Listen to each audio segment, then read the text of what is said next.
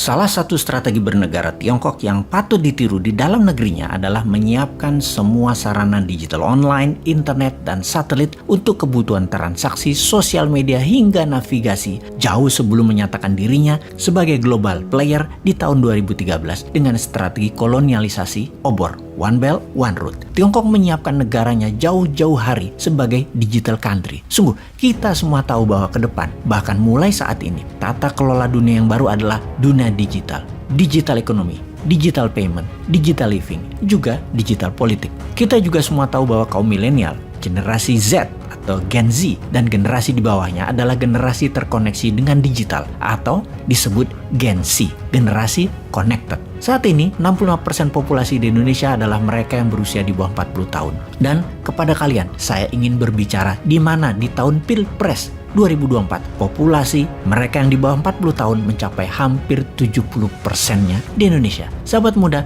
ini adalah era kalian. Saya dan kami yang berusia di atas 50 tahunan adalah generasi pengantar. Kami tekankan, kami adalah generasi perantara. Kami harus mengantarkan Anda terbang, take off segera. Dosa kami kalau menghalangi kalian untuk melambat-lambatkan kalian untuk membuat Indonesia menjadi pengendali dunia ini. Salah kami kalau menunda kalian untuk menjalankan apa yang kalian miliki, yaitu potensi menjadi yang terdepan. Bodoh kami kalau kami masih minta berkuasa lagi atau bahkan menghalangi kalian untuk memegang kendali negara agar kami selamanya berkuasa. Bodoh kami itu. Selama 2 tahun ke depan, inilah masa yang penting. Kalian harus menguasai ekonomi digital secara mumpuni. Kita melihat sebentar apa yang terjadi di dalam The Tale of Two Country, kedua negara Amerika dan Tiongkok yang sedang perang yang ditunggangi globalis. Secara militer, Amerika masih mendominasi. Namun secara teknologi, Tiongkok sudah menyamai. Secara perdagangan, Tiongkok sudah menguasai dunia. Secara logistik dan distribusi, Tiongkok yang menang.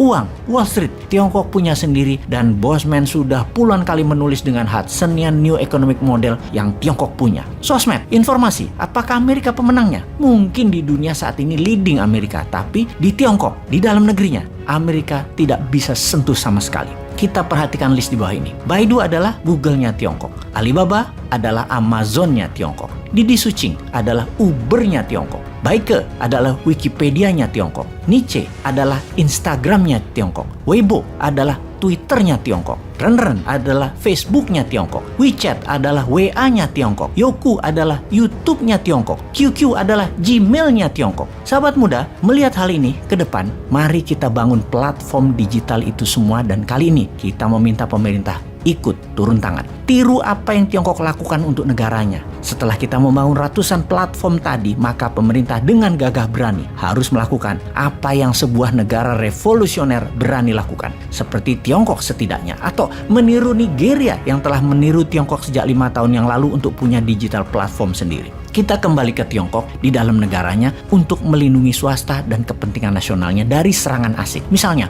Uber tidak boleh masuk Tiongkok sampai Didi Suching menguasai 80% pasar Tiongkok. Alibaba menguasai 80% market, baru Amazon boleh masuk. WeChat menguasai 90%, baru WA boleh masuk. Weibo menguasai 80%, baru Twitter boleh masuk. Itu nasionalis namanya. Pejabat kalau berani begini, itu baru namanya pejabat yang patriotis. Kalian, sahabat muda, harus bisa membangun platform ini semua mulai dari sekarang, sehingga ketika pemerintah melakukan tindakan proteksi tadi, kalian sudah siap. Sekali lagi saya ingatkan, 2 tahun ke depan adalah masa yang sangat cepat, dan kita semua tahu di dalam waktu 3-6 bulan saja kalian bisa membangun semua platform tersebut. Kerjakan sekarang. Di tahun 2022 ini mulailah buat dan jalankan platform-platform tadi. Sehingga secara sederhana bisa kita kalkulasi. Di tahun depan, di tahun 2023, ketika 80% populasi sudah tersentuh internet, bahkan platform komunikasi 5G sudah dipakai oleh lebih dari 30% alat komunikasi, ditambah aplikasi sosmed beragam tadi sudah milik bangsa, Indonesia sudah menjadi negara digital. Itulah tatanan dunia baru di tahun 2022 ini selepas pandemi. Di tengah masalah militer perang Ukraina, di tengah kenaikan harga bahan pangan dan energi, di tengah dunia menggeser itu semua, dunia bergeser ke arah lebih cepat ke arah digital world, dunia digital.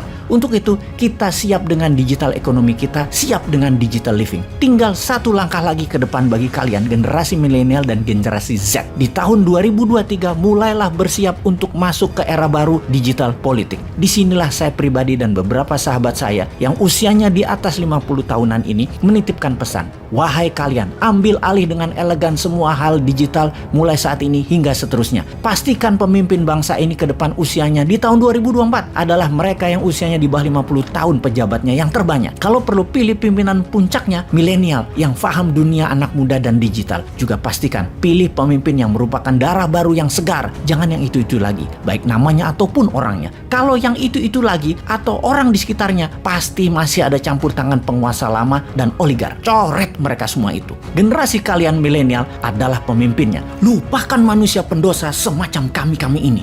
Semacam saya sih. Lupakan mereka yang terus ingin berkuasa walaupun ternyata tidak membuat bangsa dan negara lebih baik selama ini. Sekali lagi, jadikan hanya sebagai referensi yang tua-tua itu. Bukan jadikan dewa kata-katanya. Jangan ditiru kelakuannya lagi. This is Bosman. Bosman hanya seorang ideolog yang membantu kecil saja dengan membuat 1000 video cara cerdas bernegara, dan kalian sahabat muda harus belajar lagi dengan ribuan literatur dunia terbaru lainnya. Buatlah desain baru negara ini. Jangan pakai otak kami yang sudah tidak terbukti tidak membuat semua orang sejahtera. Saya yakin semua senior pasti legowo ketika melihat apa yang kalian lakukan selama 2 tahun ke depan ini. Kalian memantaskan diri kalian untuk memimpin bangsa ini secara konstitusional dalam 1 tahun ke depan. Jika kalian tidak mengambil peluang ini semua, juga tidak berkarya apa-apa, maka saya di tahun 2023 pasti akan menghardik